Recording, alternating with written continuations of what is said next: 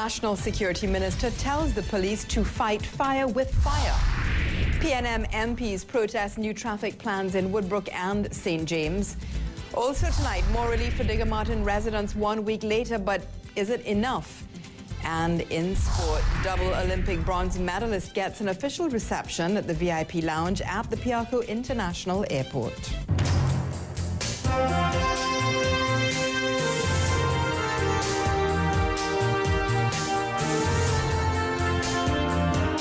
Good evening and welcome to the Weekend News with us, CNC 3 to 7 o'clock. Our lead story. The Minister of National Security, Jack Warner, says police officers have his full support to fight fire with fire. This is following an attempted robbery yesterday that left 2 would-be criminals dead and 1 badly injured. Mr. Warner visited the Chaguanas police station to inspect the seized items, as Golda Lee Bruce reports. An assurance to police officers that the Minister of National Security will stand behind their use of force when they come under attack. If they come after the police officers must go after them. And the name of the game is self-preservation. And once that happens, the police have the full support and backing of the Ministry of National Security. No armed bandit must feel that he's safe because he's armed. My police officers must go after them, and they must feel fire with fire. Last Friday afternoon, Chaguanas police came under fire when they stormed a Longdonville house where a robbery was in progress. As the robbers made their escape into the bushes, their 2 accomplices opened fire on the police. When the police returned fire, 3 men were shot. 2 are dead, and the other is under police guard at Mount Hope Hospital. On Saturday morning, as he visited the police station, Warner praised the policemen for their work. He also took the opportunity to warn landlords, since it's believed that the men involved were renting in Chaguanas. Landlords must make sure who their tenants are and therefore come to the police and get background checks before they rent their places out to them. This is the idea given to me by the Superintendent of Police, and is a most brilliant idea. Minister Warner offered to host the officers involved for a luncheon in recognition of their work on the field. For CNC 3, I'm Golda Lee Bruce. The murder toll has gone up by 2 in the latest incident taken place at Garati Village, Maracas, St. Joseph. Police are investigating the murder of 34-year-old Israel Fernandez. Fernandez, who is from Arima, came to visit the area to see his father at about 11:25 this morning. He received a phone call and went outside the house when other family members say they heard loud explosions. On investigating, they found Fernandez's body in a motionless position in the drain with a wound to his head. Police say that Fernandez was unknown to them. And in the second incident, police are investigating the murder of a 30-year-old woman. Police reports are that at around 3:45 a.m., Ayana Williams and her common-law husband, Michael Boss, both aged 30, were at their Pelican Extension home when a gunman removed a window pane and entered the home. The gunman is said to have stood over the couple's bed and shot Ayana 13 times. She died on the scene, while Boss was shot in his left eye twice and also in his arms. He is at the Port of Spain General Hospital in a critical but stable condition. Police believe that the shooting may be gang-related. Meanwhile, thousands of people turned up for this morning's Special Reserve Police recruitment at the St. James Police Barracks. Now, this was the second round of recruitment. The first took place in San Fernando earlier this week. Police estimate today that over 10,000 applicants turned out. The Ministry of National Security has announced plans to recruit 5,000 SRPs to strengthen police manpower in the face of crime. The next SRP examinations are expected to be held in Sangre Grande and in Tobago, as well as in other parts of the country. And the turnout is also expected to be very high in those locations as well. Meanwhile, PNM MPs are staying opposed to the new traffic plans implemented by the Mayor of Port of Spain, who of course is a well-known member of the PNM. Member of Parliament for Port of Spain South, Marlene MacDonald, marched through affected areas today along with protesting residents, all to show their dissatisfaction with the plan. Ms. MacDonald says the position of the PNM is to revert to the rules that existed before in both St. James and Woodbrook. Otto Carrington has the report. For the past month, residents and businesses have been complaining about the new traffic plans implemented in Woodbrook and environs. In their last attempt to show the authorities that they are not happy with the new traffic plans, the residents took to the streets, led by the Member of Parliament for Port of Spain South, Marlene MacDonald. MP MacDonald says they have attempted to speak with the relevant authorities, but their efforts have been to no avail.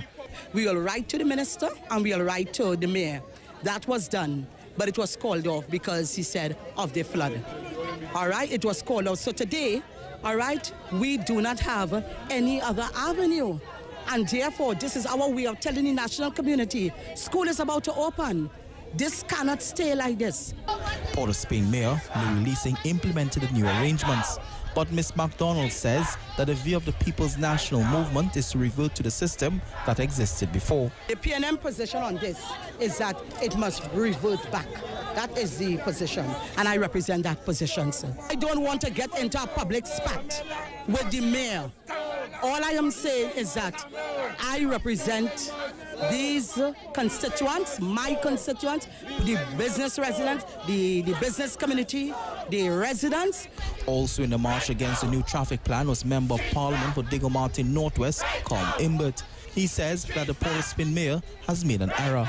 The mistake the ministry has made is to not look at how this plan is affecting the residents of Woodbrook and St. James.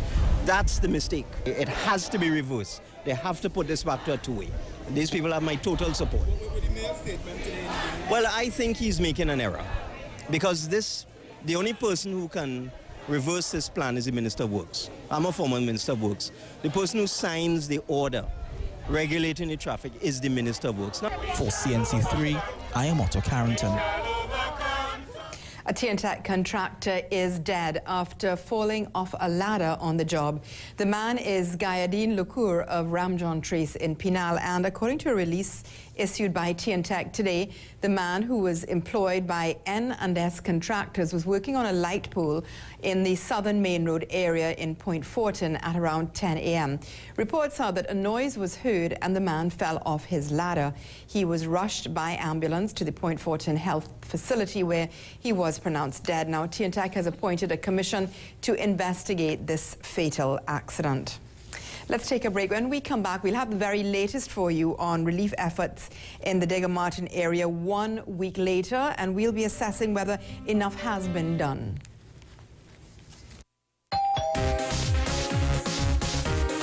For a limited time only, with every purchase of $50 and over, you can get your very own KFC beach bucket and shovel for just $15 more. KFC, so good. TSTT wishes to advise that the northbound lane of the Diego Martin Highway between Acton Court and Crystal Stream will be closed from 6 a.m. to 6 p.m. Sunday, 19th August, to facilitate the construction of a cable duct bridge. Motorists are urged to exercise caution. From 6 a.m. Sunday, 19th August to midnight Tuesday, 21st August, there will be interruptions in landline, internet, subscription TV, and mobile services in areas bounded by Cocorite in the east, Carenage in the west, and North Post Road in the north. TSTT regrets any inconvenience. It's our mission. This is our vision. Making it happen. Making it happen. We're making a difference. Here and now, across the land, Trinidad and Tobago. Open your eyes, realize there's so much waiting for you. Republic Bank Limited, in collaboration with TNT Blind Welfare Association, present Vision Caravan from May to September 2012 throughout rural Trinidad and Tobago. Come have your eyes tested and experience a new vision. See press for details. Open your eyes, become aware, make use of what's here for you. Be part of the vision now. In celebration of Republic Bank's 175th anniversary, Vision Caravan. This is Let's Talk Tobago. Be viewing Let's Talk Tobago every Sunday at 6:25 p.m. on CNC3. Let's Talk Tobago, keeping you abreast of Tobago's development. Join us every Sunday at 6:25 p.m. as we talk Tobago, and let's build the nation of Trinidad and Tobago together.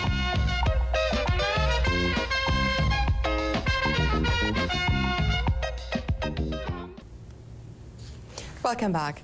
The Federation of Independent Trade Unions and Non-Governmental Organizations says it's time to end the blame game after floods ravaged parts of Diego Martin, Maraval and Carenage. Now, 1 week after the floods, the Phaeton president, Joseph Remy, and other members of the Federation brought relief to residents. Mr. Remy says politicians have not come to terms with the fact that it's time to stop blaming each other when it's citizens who pay the ultimate price.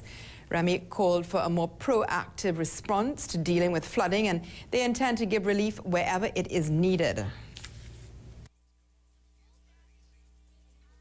The naked politics that we are seeing playing out here now in the society, where we have a blame game that is taking place between the government and the opposition in terms of who is responsible for the debacle in the first instance and who is responsible for the mess that they are making of the relief efforts. We want to be independent of that and operate strictly on the basis of the needs of the community. Most of the relief came in the form of food donated by the Wallerfield Farmers Association. Phaeton President Joseph Remy says the next step is for relief to be in the form of materials and supplies to rebuild residents' lives. So that the next set of stuff that we are going to bring in are mattresses, sheets, clothing, and some small stoves that will allow people to start the process of getting back on their feet. Then Phaeton will take it further in terms of developing a kind of coordinated fund that will bring about hardware material, hardware stuff to the residents so that they could start rebuilding their homes. MSJ's political leader David Abdullah says a more proactive approach must be taken to alleviate flooding. Abdullah and other members of the MSJ visited Diego Martin today. Otto Carrington has the report. With last Saturday's devastating floods that ravaged Diego Martin and caused the area to be labelled a disaster zone by the Prime Minister, the Movement for Social Justice joined the relief efforts in the area on Saturday. Political leader of the MSJ, David Abdullah, says a proactive approach must be taken to deal with flooding and landslides. There has been no strategic approach to improving our infrastructure, and therefore to ensure that to the greatest extent possible we can avoid these kinds of disasters. It also involves the issue of planning and the issue of regulations that prevent hillside development. Mr. Abdullah explains that the MSJ will also be looking at the response of the state agencies. Essentially what we are doing is listening to the residents. That is essentially what MSJ's approach is, listening to the residents. We are hearing from them exactly what transpired, what took place, what has been the response of various state agencies and so on. He noted that recommendations for the government will be prepared in the coming weeks on how to deal with the issue of flooding. Mr. Abdullah says for our sake he hopes there will be no serious natural disasters in the near future. Rather than addressing these needs in a very systemic way and ensuring therefore that over time we mobilize the financial resources and other resources, and MSJ is going to be making a statement about that. For CNC3, I am Otto Carrington. And the Congress of the People was also working in Diego Martin to help bring relief to those affected by last week's floods in the community of La Puerta. At the office of Councillor Ricky Garcia, mattresses, clothes and food items were distributed. Councillor Garcia says the response was great, but residents are ready to rebuild their lives and they now need more help than just food and clothes. Need to get that resources inside of here. The people are willing to stay in La Puerta, build back their houses, build their retaining walls. We have quite a lot of help and talent up here, but we really need the government to come through now and just push these forms through as fast as possible. Leon London, a La Puerta resident, says his home was totally destroyed by landslides. He's calling on government to give houses to residents that are in dire need. They need the food in Africa. Major landslides, like York and whatnot. You know? We get a few handouts, and we appreciate that, and we like a little more assistance, right? So we could get somewhere to live. If I in particular could get somewhere to live and other people. Minister of the People, Dr. Glenn Ramadas Singh, is appealing to members of the public to buy school books for children living in the Diego Martin area. Dr. Ramadas Singh says last weekend's heavy rains have left many families without the means to acquire school supplies, and many have bought supplies, but those were damaged by the recent floods.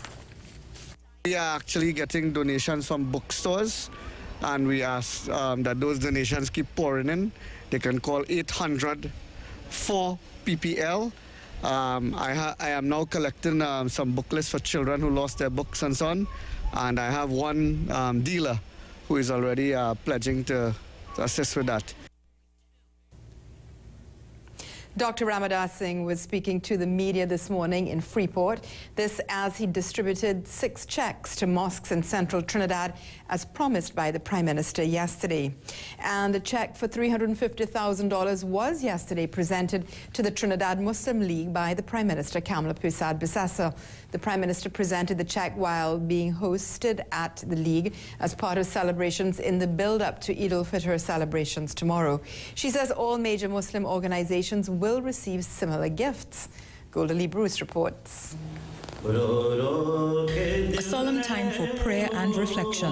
And there, amongst the brethren at the TML Mosque in St. Joseph, is Prime Minister Kamla Persad-Bissessar. The Prime Minister was invited yesterday to break fast with members of the Muslim community as part of Eid celebrations. And the Prime Minister didn't come empty-handed. Just as she had done 1 year before, she presented a check to the President General of the TML, Mr. Nasser Mustafa.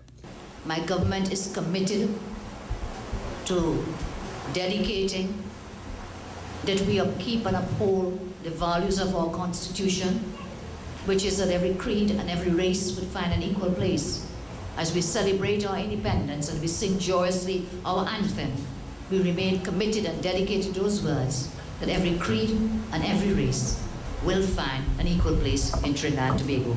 Mrs. Persad-Bissessar says all major Muslim organizations will receive similar gifts, but of varying amounts based on membership. She also donated $5,000 to the St. Joseph Mosque on behalf of the government and pledged to give every other registered mosque in this country the same amount. Mrs. Persad-Bissessar used the opportunity to thank the Muslim community for the contributions made by its members to national development. Our achievements have been due to your influence from the Muslim community, your contribution to our national development through prayer, through education, through social and economic contributions, through politics, and the direct intervention of Islamic elders.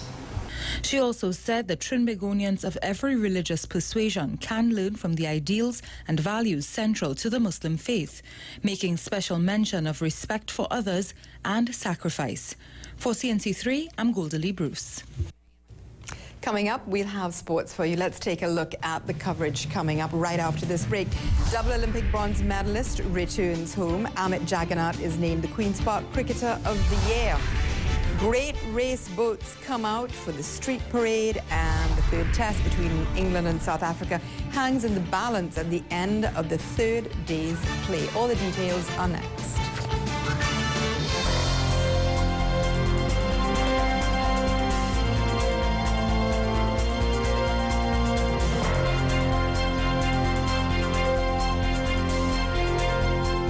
Kamla Persad-Bissessar is the first woman Prime Minister of Trinidad and Tobago. Born in Siparia on April 22, 1952, she attended the Irie High School and later went on to further her education at the University of the West Indies, the Norwood Technical College and the Hugh Wooding Law School. Initially, Persad-Bissessar worked as a teacher, first at the St. Andrew High School in Kingston, Jamaica, then at the Mona campus of the University of the West Indies in the same country, and later at the St. Augustine campus. She was also a consultant lecturer at the Jamaica College of Insurance. Now an attorney by trade, her career in politics is a series of firsts, including the honors of being the country's first female opposition leader, Minister of Education, Attorney General and Legal Affairs Minister, and leader of the United National Congress. She has been the representative of her home constituency of Siparia since 1995. In 2010, she was honored as one of Glamour magazine's Women of the Year. The 50 most influential personalities since independence. We want your view via text on Facebook and online at 50tt.guardian.co.tt.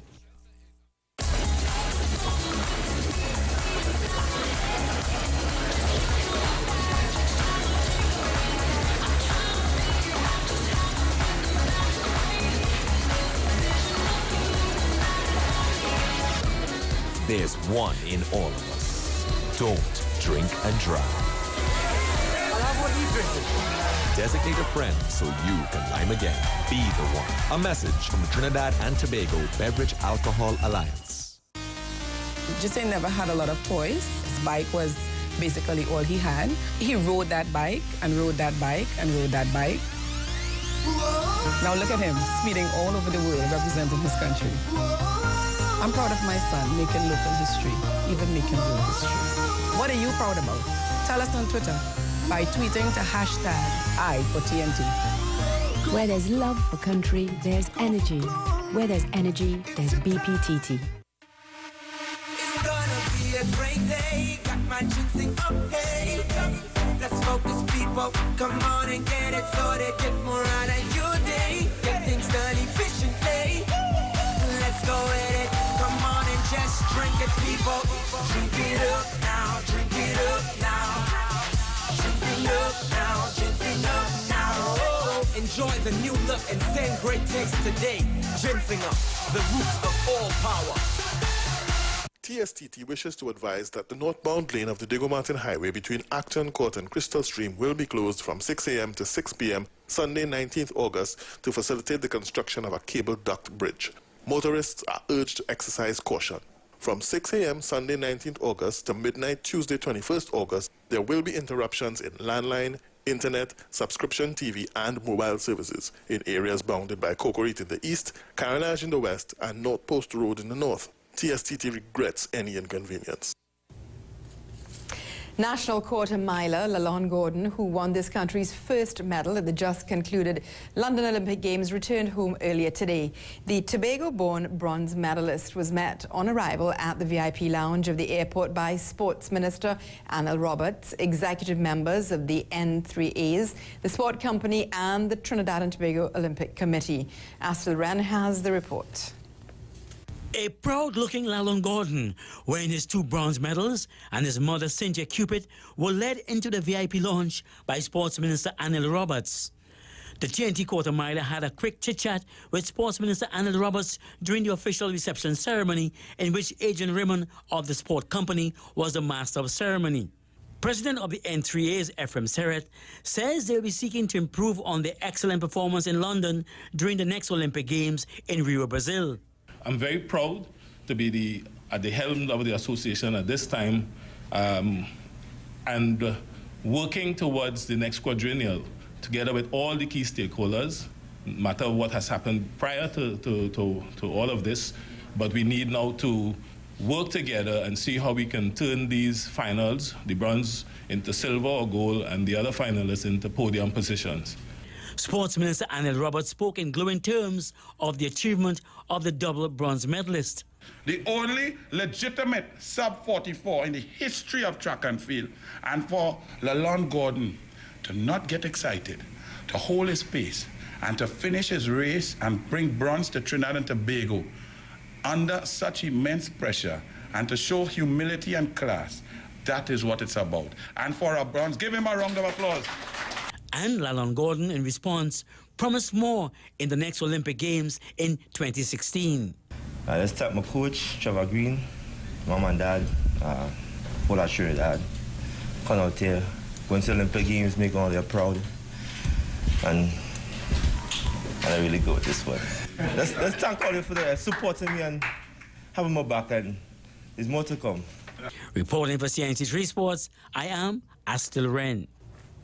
The off-spinner Amit Jaggernaut was named the Queen's Park Cricket Club's Cricketer of the Year. The club held its end-of-season presentation with an awards and dinner function last evening.